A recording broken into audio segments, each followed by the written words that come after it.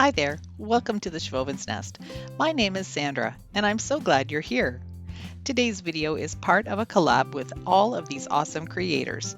More on that later. Let's get crafting.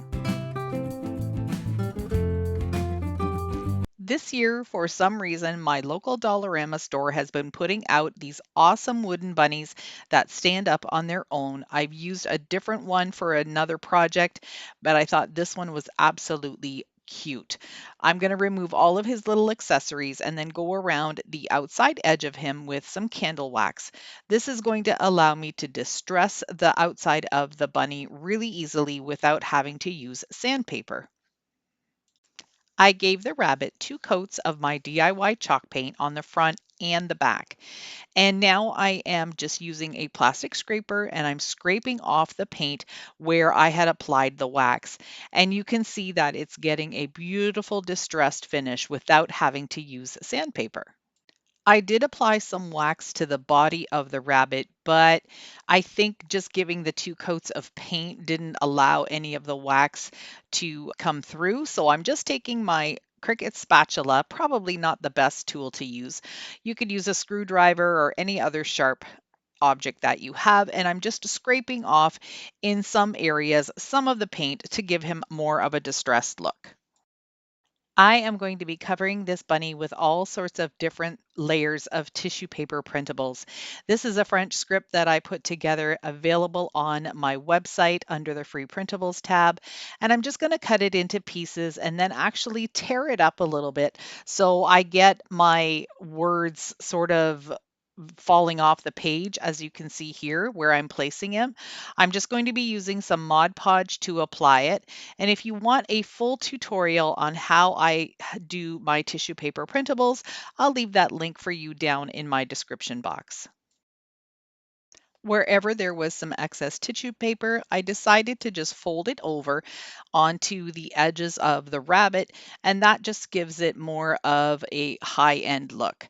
So just taking some Mod Podge again and making sure that I just fold everything over and smooth it out with the brush.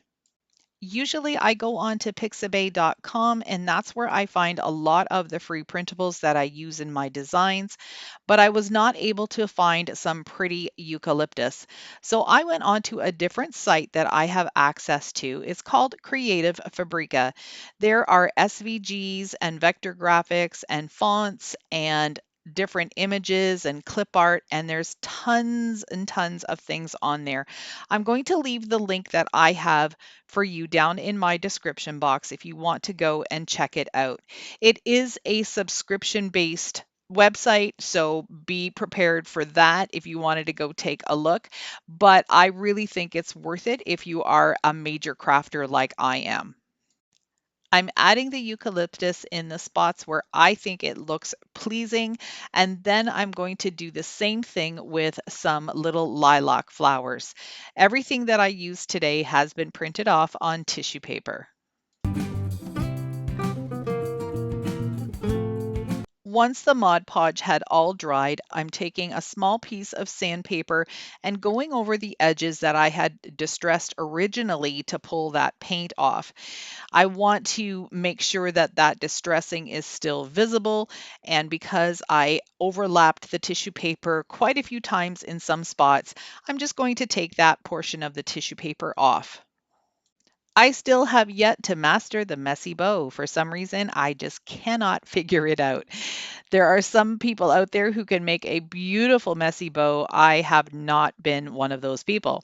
But I think this green ribbon was a little too thick and too stiff, so I ended up taking it out and trying again, and then it worked much better. I glued the bow to the neck of the bunny, and now I'm just adding some of this reindeer moss to the bottom piece of wood. I just want to camouflage that a little bit, so I'm going to add it all the way around the front, the sides, and along the back. I wanted to add some florals, but I didn't want anything to overpower the pattern that's already on the bunny. So I'm taking some of these little baby's breath from the Dollar Tree and I'm trimming them down really nice and short, just going along the front a little bit in some groupings just to give that reindeer moss a little bit more of a pop. I love how this bunny turned out.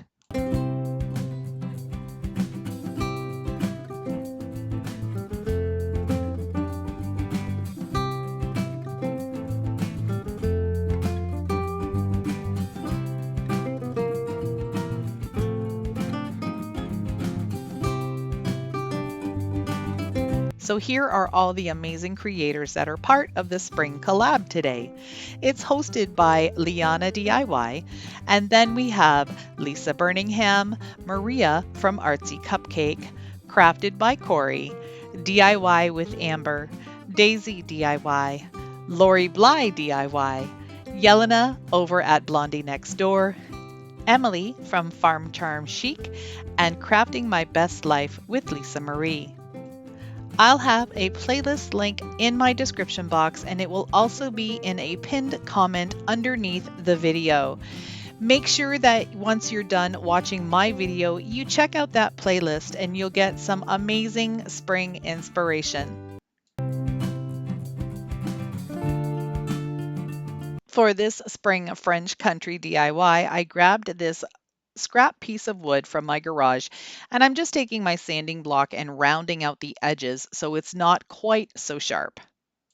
I gave it 2 coats of my DIY chalk paint and now I'm taking the same sanding block, going all the way around the edges, making sure that I get all the way down to the bare wood, a little bit extra around the corners. I just want this to look really old and weathered. I'm going to add some scrapbook paper to the bottom of the board, and I'm just taking the scrapbook paper and tearing it up so I get a nice rough edge on it. I don't want to have anything too straight on this. Again, I want it to look really old and weathered. So I'm just going to keep trimming the paper down by tearing it until I get the size I need. I'm just going to use a glue stick to apply it to the wood. I'm going to start at the top and then just smooth it out. And then I have another little piece of paper that's going to fill in the bottom section. And you can see here around the edges that it's exactly how I wanted it. I want it to look kind of off a little bit and not perfect. Next, I'm taking a tiny little piece of sandpaper and running it along the edge of the paper to give it a little bit even more distressing. This is going to pull up some of the paper and actually get it right off. And it's also just going to kind of fade out the print on the paper and make it look like it's really worn. I love using drop cloth in my projects, and I'm still working on a piece that I picked up at Home Depot for 20 bucks. It was 4 feet wide by 15 feet long, and I swear, I think I've had it for 2 years and I've just been working at it until I get rid of it. I'm almost done, so soon it'll be time for a new piece. I'm just going to cut this again a little smaller than the scrapbook paper because I want you to be able to see all of these details. I am using fabric scissors. You can see how easily they glide through the fabric. So if you are cutting any fabric, make sure you have a good pair of scissors. Otherwise, you're going to be struggling and you're probably going to wreck the fabric too. I frayed the edges of the fabric just by pulling on the threads and getting some of them out. It never turns out even, so don't be afraid to just trim your little frayed edges and make them look better. Okay, so you've seen me do all sorts of dupes of the IOD stamps and transfers. And I did say that they were pretty expensive and over my budget, but you know what? I decided to invest in the Sprig stamps. They are my absolute favorite, and this is the first time I'm using them. So I'm just gently pulling off the cover sheet, and then I'm going to be cutting out the one that I want from the bottom sheet. I'm going to leave all of the stamps on the thick plastic that they're on here that you can see, and I'm going to be using that as my backing. So I really love this one in the center that looks like a lavender. So I'm going to go ahead and cut that out, and then I'm going to do a test run on a piece of paper. For now, the ink I'm using is just from the dollar store, but I have a shipment of Stays On black ink on the way, and I'm hopeful that it will be here soon because I don't want to use this ink too much on my stamps. I want to use a good quality ink with them. Now I'm just going to lay it down, hold it in place, and then gently start pushing all of the leaves and everything down into place so I don't wiggle it. And when I lifted this up, I just about jumped out of my skin. It's absolutely gorgeous. Take a look at that. Oh my gosh, it's absolutely beautiful. I am so in love. I cleaned off the stamp and now I'm reapplying the ink to put it on my little piece of drop cloth. I think if I had better ink, it would have turned out a little bit deeper, or maybe I just didn't add enough ink to my stamp, but I still really like how it turned out. I just used hot glue to apply it to the plank, and then I added a couple of little shoestring bows. And even though the flower looks a little bit faded, I still think it looks absolutely beautiful.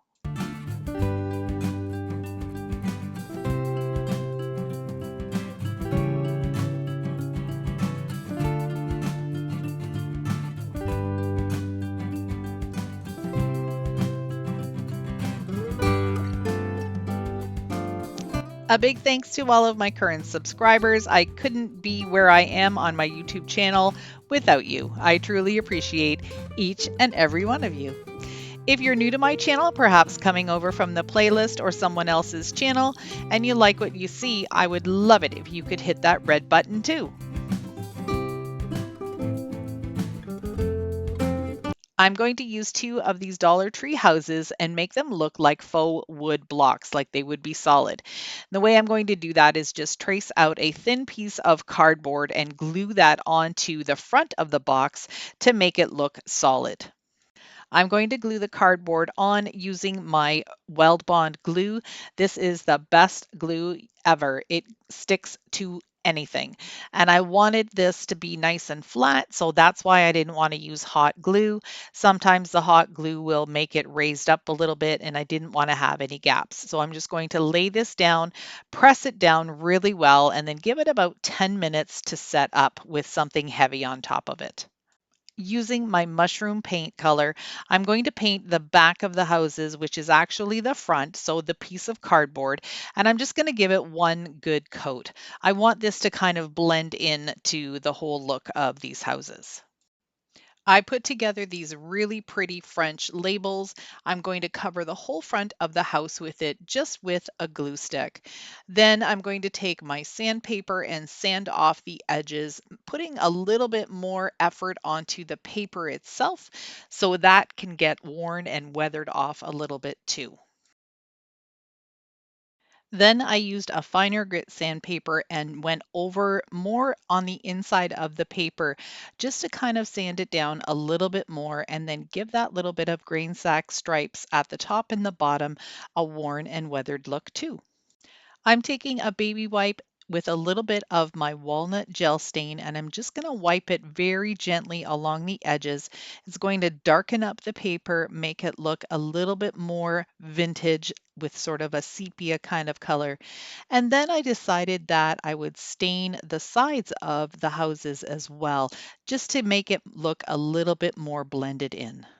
I'm really getting into the French country farmhouse look, and I love how these signs turned out.